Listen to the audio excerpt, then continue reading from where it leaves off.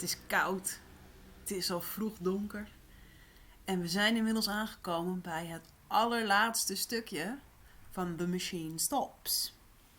Dus ik zou zeggen, doe lekker iets warms aan. Pak een dekentje erbij.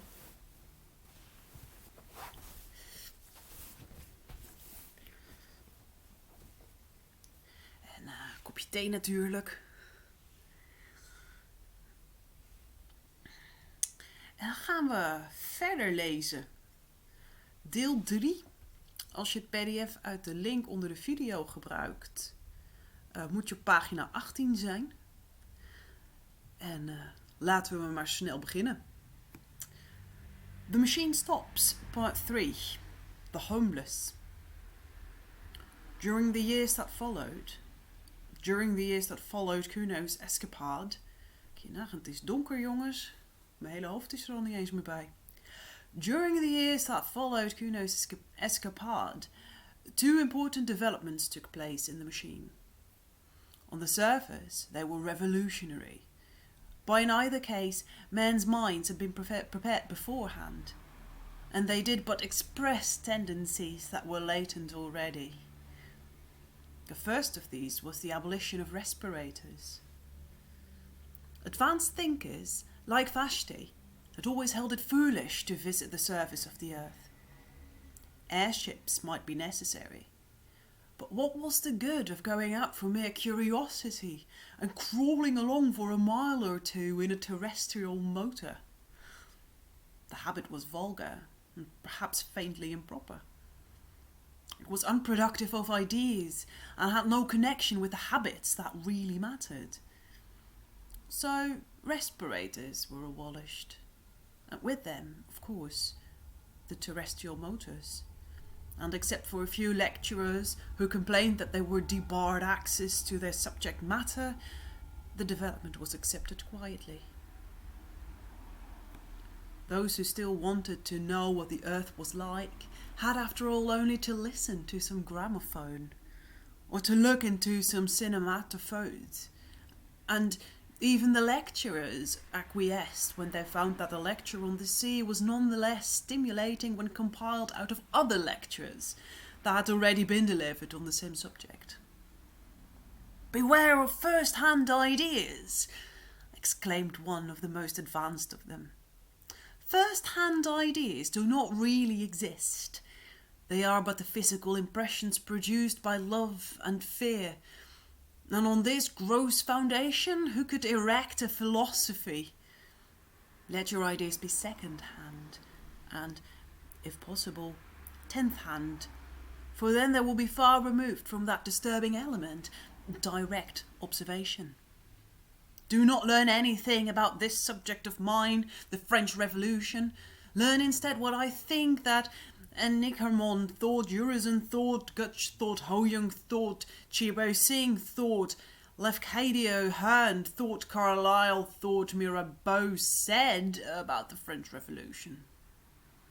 Through the medium of these 10 great minds, the blood that was shed at Paris and the windows that were broken at Versailles will be clarified to an idea which you may employ most profitably in your daily lives.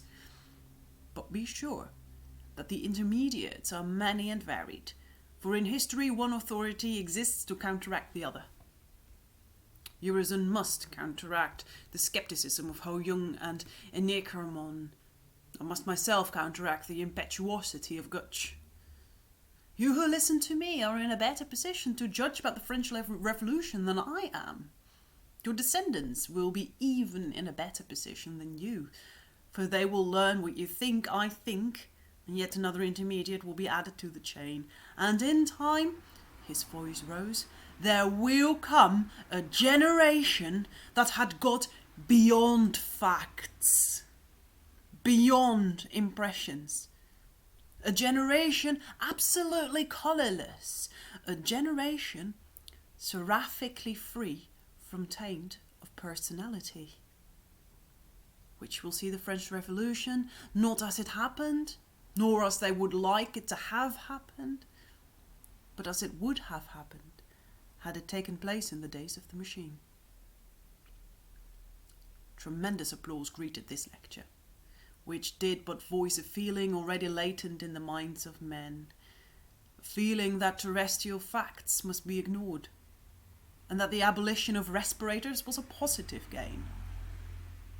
It was even suggested that airships should be abolished too.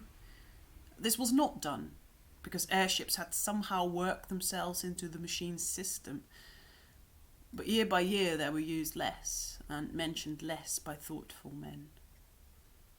The second great development was the re-establishment of religion. This too had been voiced in the celebrated lecture. No one could mistake the reverent tone in which the peroration had concluded. It had awakened a responsive echo in the heart of each. Those who had long worshipped silently now began to talk. They described the strange feeling of peace that came over them when they handled the book of the machine.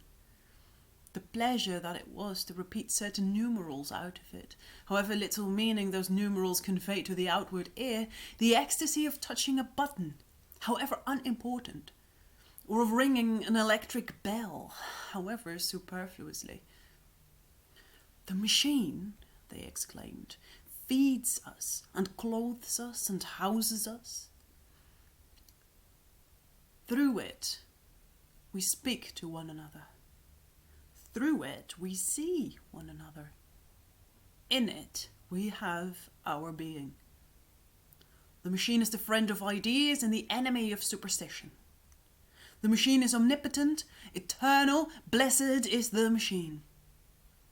And before long, this allocution was printed on the first page of the book, and in subsequent editions the ritual swelled to a complicated system of praise and prayer. The word religion was sedulously avoided, and in theory the machine was still the creation and the implement of man, but in practice all, save a few retrogrades, worshipped it as divine. Nor was it worshipped in unity. One believer would be chiefly impressed by the blue optic plates through which he saw other believers, another by the mending apparatus, which sinful Kuno had compared to worms, another by the lifts, another by the book. And each would pray to this or to that, and ask it to intercede for him with the machine as a whole. Persecution, that was also present. It did not break out, for reasons that will be set forward shortly, but it was latent, and all who did not accept the minimum known as undenominational mechanism lived in danger of homelessness, which means death, as we know. To attribute these two great developments to the Central Committee is to take a very narrow view of civilization.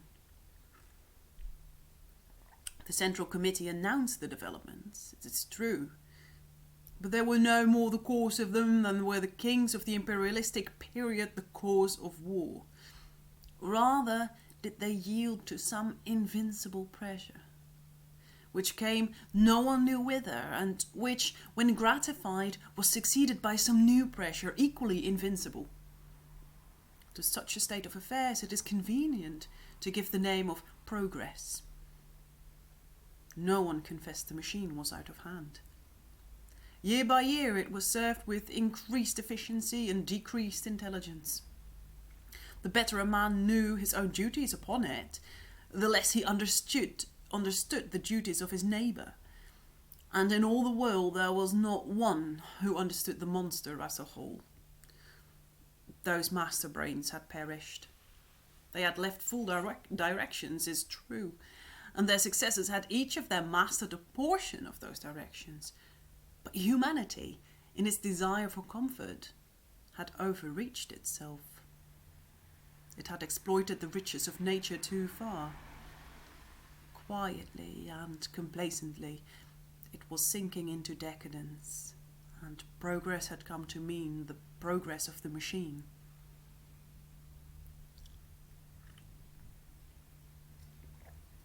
As for Vashti, her life went peacefully forward until the final disaster. She made her room dark and slept. She awoke and made the room light. She lectured and attended lectures. She exchanged ideas with her innumerable friends and believed she was growing more spiritual. At times, a friend was granted euthanasia, left his or her room for the homelessness that is beyond all human conception. Vashti did not much mind.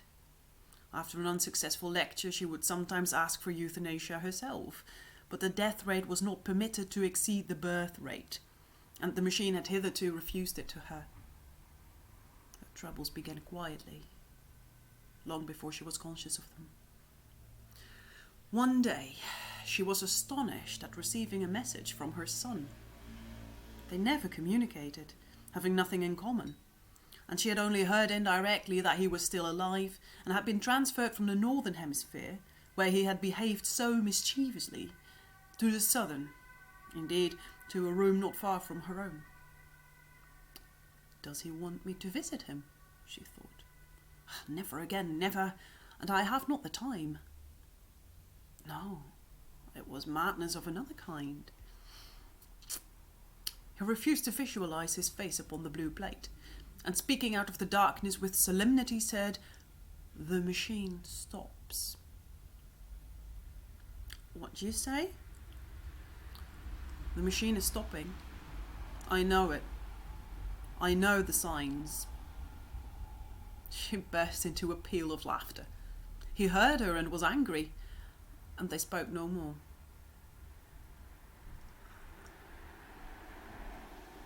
Can you imagine anything more absurd? She cried to a friend. A man who was my son believes that the machine is stopping. It would be impious if it was not mad. The machine is stopping, her friend replied. What does that mean? The phrase conveys nothing to me. Nor to me. He does not refer, I suppose, to the trouble there's been lately with the music. Oh, no, of course not. Let us talk about music. Have you complained to the authorities? Yes. And they say it wants mending, and referred me to the committee of the mending apparatus. I complained of those curious gasping sighs that disfigure the symphonies of the Brisbane school. They sound like someone in pain. The committee of the mending apparatus says that it shall be remedied shortly. Obscurely worried, she resumed her life. For one thing, the defect in the music irritated her. For another thing, she could not forget Kuno's speech. If he had known that the music was out of repair, he could not know it, for he detested music. If he had known that it was wrong, the machine stops was exactly the venomous sort of remark he would have made. Of course he had made it at a venture, but the coincidence annoyed her, and she spoke with some petulance to the committee of the mending apparatus. They replied, as before, that the defect would be set right shortly. Shortly? At once, she retorted. Why should I be worried by imperfect music? Things are always put right at once. If you do not mend it at once, I shall complain to the Central Committee. No personal complaints are received by the Central Committee, the Committee of the Mending Apparatus replied. Through whom am I to make my complaint then? Through us. I complain then. Your complaint shall be forwarded in its turn. Have others complained? This question was unmechanical, and the committee of the mending apparatus refused to answer it. It's too bad, she exclaimed to another of her friends. There never was such an unfortunate woman as myself. I can never be sure of my music now. It gets worse and worse each time I summon it. I too have my troubles, the friend replied. Sometimes my ideas are interrupted by a slight jarring noise. What is it? I don't know whether it's inside my head or inside the wall. Complain in either case. I have complained, and my complaint will be forwarded in its turn to the Central Committee.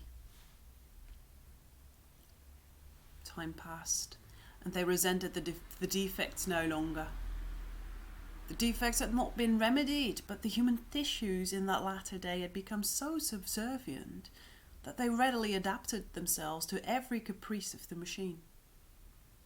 The sigh at the crises of the Brisbane Symphony no longer irritated Vashti. She accepted it as part of the melody. The jarring noise, whether in the head or in the wall, was no longer resented by her friend. And so with the mouldy artificial fruit. So with the bathwater that began to stink. So with the defective rhymes that the poetry machine had taken to emit. All were bitterly complained of at first, and then acquiesced in and forgotten. Things went from bad to worse unchallenged. It was otherwise with the failure of the sleeping apparatus. It was a more serious stoppage.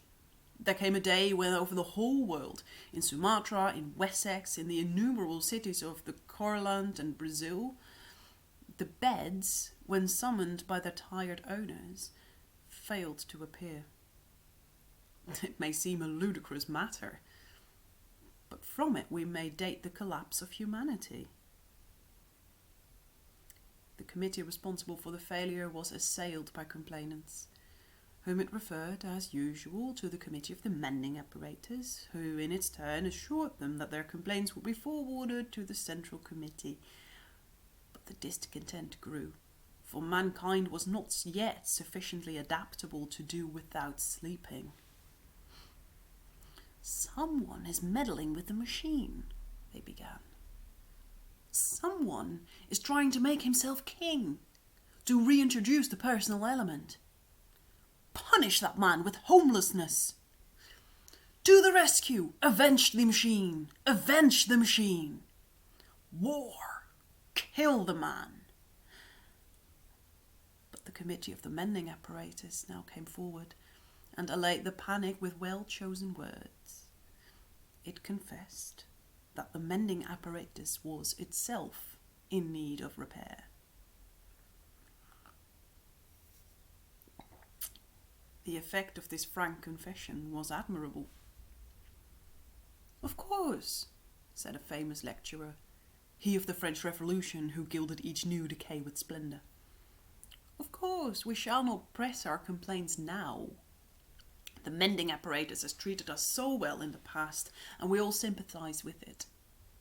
We will wait patiently for its recovery. In its own good time it will resume its duties. Meanwhile, let us do without our beds, our tabloids, our other little wants. Such, I feel sure, would be the wish of the machine." Thousands of miles away, his audience applauded. The machine still linked them. Under the seas, beneath the roots of the mountains, ran the wires through which they saw and heard, the enormous eyes and ears that were their heritage, and the hum of many workings clothed their thoughts in one garment of subserviency. Only the old and the sick remained ungrateful, for it was rumoured that euthanasia too was out of order, and that pain had reappeared among men. It became difficult to read.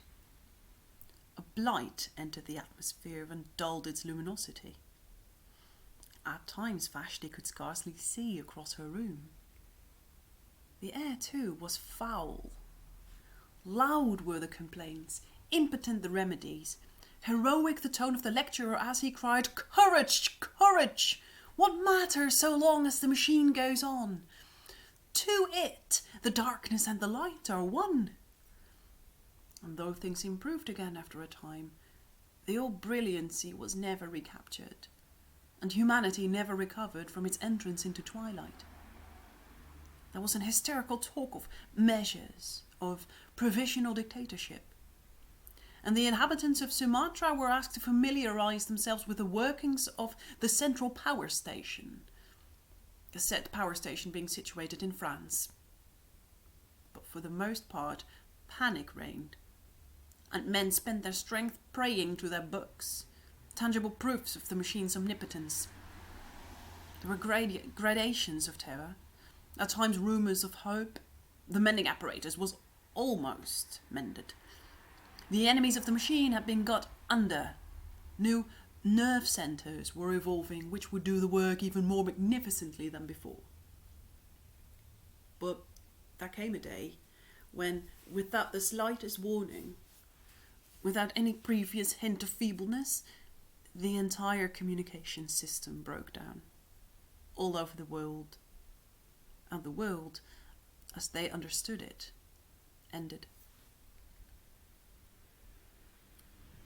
Vashti was lecturing at the time, and her earlier remarks had been punctuated with applause.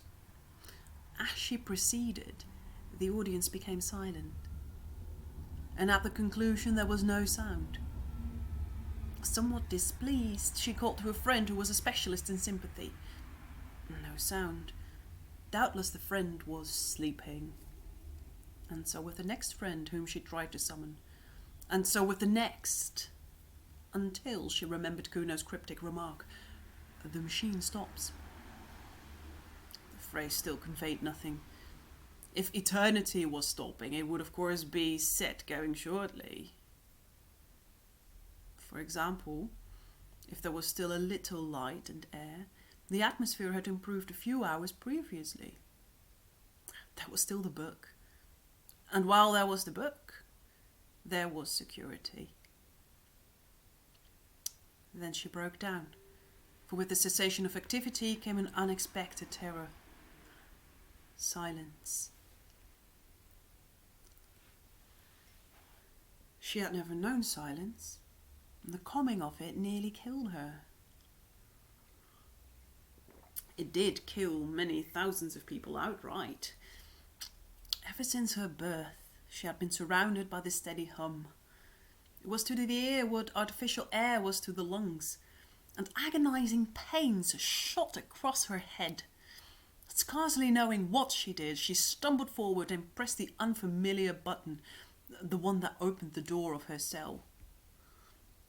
Now the door of the cell worked on a simple hinge of its own. It was not connected with the central power station dying far away in France. It opened, rousing immoderate hopes in Vashti, for she thought that the machine had been mended. It opened, and she saw the dim tunnel that curved far away towards freedom. One look, and then she shrank back, for the tunnel was full of people. She was almost the last in that city to have taken alarm. People at any time repelled her, and these were nightmares from her worst dreams. People were crawling about. People were screaming, whimpering, gasping for breath, touching each other, vanishing in the dark, and ever and anon being pushed off the platform or onto the light rail. Some were fighting round the electric bells, trying to summon trains which could not be summoned. Others were yelling for euthanasia or for respirators or blaspheming the machine. Others stood at the doors of their cells, fearing, like herself, either to stop in them or to leave them. Behind all the uproar was silence. The silence which is in the voice of the earth and of the generations who have gone before. No, it was worse than solitude. She closed the door again and sat down to wait for the end. The disintegration went on, accompanied by horrible cracks and rumbling. The valves that restrained the medical apparatus must have weakened, for it ruptured and hung hideously from the ceiling. The floor heaved and fell and flung her from her chair. A tube oozed towards her serpent fashion, and at last the final horror approached. Light began to ebb, and she knew that civilization's long day was closing. She whirled around, praying to be saved from this at any rate, kissing the book, pressing button after button. The uproar outside was increasing, even penetrated the wall. Slowly the brilliancy of her cell was dimmed, the reflections faded from the metal switches. Now she could not see the reading stand. Now not the book, though she held it in her hand. Light followed the flight of sound, air was following light, and the original void returned to the cavern from which it was so long been excluded. Vashti continued to whirl like the devotees of an earlier religion, screaming, praying, striking at the buttons with bleeding hands. It was thus that she opened her prison and escaped. Escaped in the spirit, at least so it seems to me, ere my meditation closes. That she escapes in the body, I cannot perceive that. She struck by chance the switch that released the door, and the rush of foul air on her skin, the loud throbbing whispers in her ears, told her that she was facing the tunnel again, and that tremendous platform on which she had seen men fighting. They were not fighting now, only the whispers remained, and the little whimpering groans. They were dying by hundreds out in the dark. She burst into tears. Tears answered her. They wept for humanity, those two, not for themselves. They could not bear that this should be the end. Ere silence was completed, their hearts were opened, and they knew what had been important on the earth.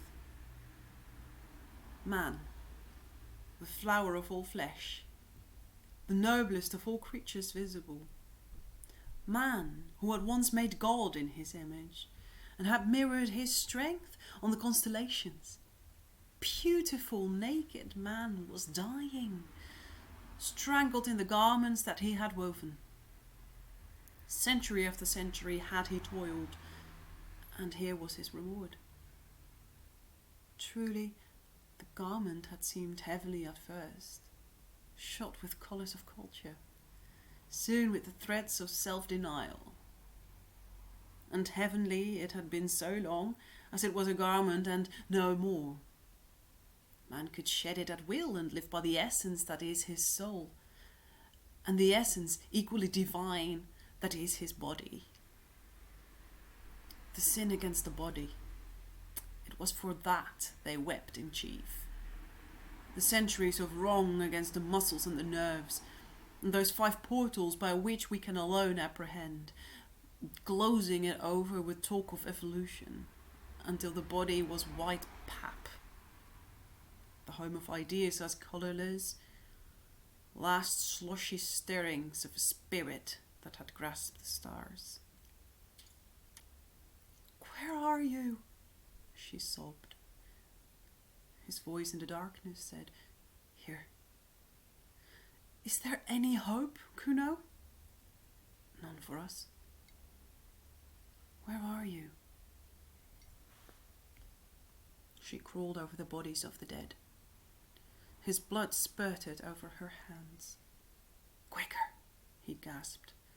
"I'm dying. But we touch, we talk, not through the machine." He kissed her. "We have come back to our own. We die, but we have recaptured life, as it was in Wessex when Alfred overthrew the Danes. We know what they know outside, they who dwelt in the cloud that is the colour of a pearl. But Kuno, is it true? Are there still men on the surface of the earth? Is this tunnel, this poison darkness, really not the end?" He replied, "I've seen them, spoken to them, loved them. They are hiding in the mist and the ferns until our civilization stops. Today they are the homeless. Tomorrow, some fool will start the machine again tomorrow." "Never," said Kuno, "never. Humanity has learned its lesson." As he spoke, the whole city was broken like a honeycomb. An airship had sailed in through the vomitory into a ruined wharf. It crashed downwards, exploding as it went, rending gallery after gallery with its wings of steel. For a moment, they saw the nations of the dead, and, before they joined them, scraps of the untainted sky.